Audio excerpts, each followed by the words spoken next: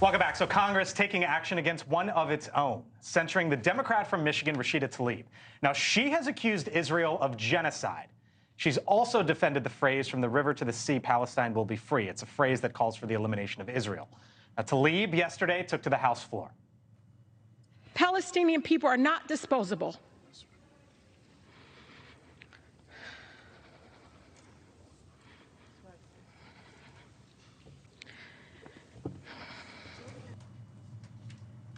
Part of the moment there, getting a hug from Ilhan Omar. 234 members, including 22 Democrats, voted to censure her, Dan. Yeah. I mean, you look at that, she's obviously someone who's feeling deeply in this moment. I mean, there are thousands of people dying in Gaza, and there are increased acts of violence in the occupied West Bank. She's got family there. And I think that it's fair to understand that someone is going through a pretty emotional, personal time with this, besides the obvious implications for foreign policy. But what I note about the censure vote on the rhetoric is we haven't got 40 Republicans voted against Jack Lew for Israeli ambassador. We haven't gotten the aid package that Mike Johnson promised to get to Israel because we're holding it up for tax cheats of billionaires because we want IRS agents not to be able to go after those guys. That's the work that needs to be happening on the House floor, not a censure vote. Not stuff like well, this. and we've seen an increase in censure votes. I mean, it wasn't that There's long only been ago. 26 Adam ever. Schiff was censured. It's like everybody, Paul Gosar, Charlie Rangel, everybody's censured. It doesn't make any difference. It doesn't make a difference. All right. It helps them. And then over at the White House, there was a moment with the White House press secretary, Karine Jean-Pierre, when she was asked about pictures of hostages that were being ripped down and whether or not the White House condemns it. And this was her response. I'm just not going to, I'm not going. Is that peaceful protest to pull that down, or should you not be doing I'm just that? not going to go into specifics on that particular thing. Sean seemed pretty much like a layup for her. She then went to Twitter afterwards and made a clarification saying that it is quote unquote wrong and hurtful. Former press secretary says, it's a tough job. I had a few challenges of my own, so I want to. I'm sorry.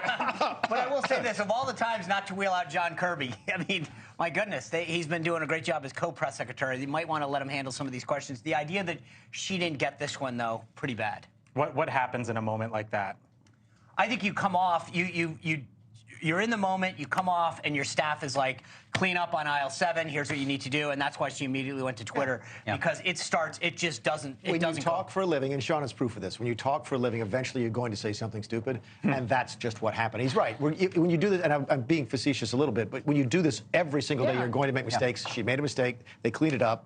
Now, that being said, but the problem is that wasn't the first one. That's exactly right. I mean, look. That's right. There is something to be said for when you don't know what to do, that's when you get the gut instinct, and her gut instinct was not to deny it, and I think that is the problem. But also not to expect, I always tell, when people ask me about the job, 80% of the questions at the beginning of the day, you're prepped for. You know the things that are in the news. It's the 20% that you're not ready for. If you weren't ready for the question about that, you can freeze. Then that's a problem. But you go to your safe space, which is what you really believe, and she just could not. I worked across from Corinne for 2 years in the Obama campaign headquarters, this close as Blake as I am to me right now, and she's someone who understands empathetically what's happening in this country with anti-Semitism, and I don't think that's what she really believes. I think she froze. Yeah, and also like we've seen the Biden administration stand with Israel. To Dan's point earlier, we need an aid package. But we've also seen Democrats dividing on the issue. Yeah, Maybe she's one of the ones who doesn't buy it. But the Democrat who's in the White House and the Democrats who are trying to get it through the House and the Senate, they are fully aligned on support for Israel and Ukraine.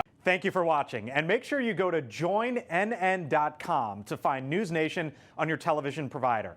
And don't forget to click the red subscribe button below to get more of NewsNation's fact-driven, unbiased coverage.